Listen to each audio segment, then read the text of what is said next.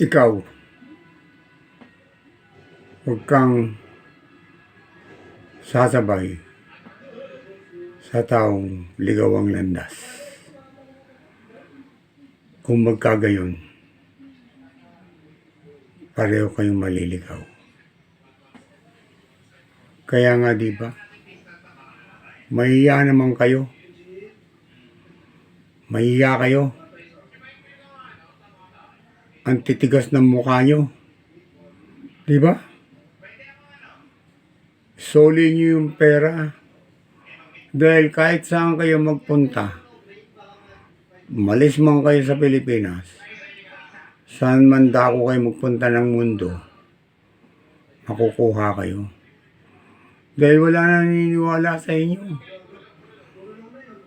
Kahit na ibang bansa natin dyan, mga kapitbahay natin bansa, ayaw sa inyo, maging Amerika o Europa. Dahil sa mga pinaggagawa nyo. Hindi na kayo nahiya. Bilyon-bilyon, di pa kayo natuwa.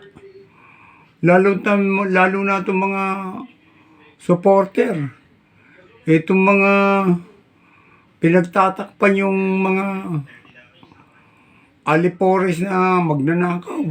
Mga kurap. Di ba kayo nahiya? Pinagtatanggol nyo pa? Madadamay talaga kayo dyan. Ha?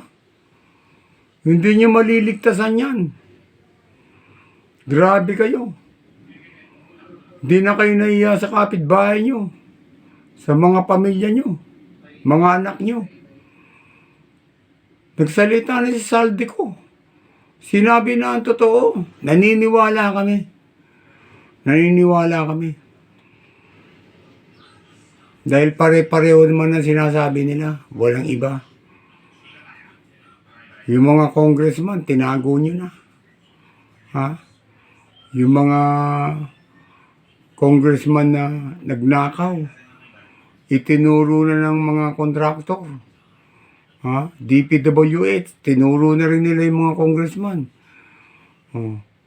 Tinuro si Saldico. Tinuro ka Tambaloslos, Romualdez, pati Marcos.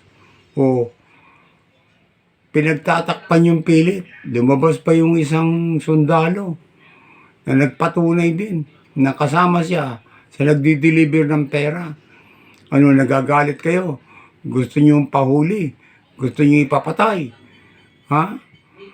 Maawa kayo sa taong bayan. Maawa kayo sa Pilipinas. Mga Pilipino rin kayo. Ang titigas ng mga mukha nyo, wala kayong kahihiyan. Mahiya kayo.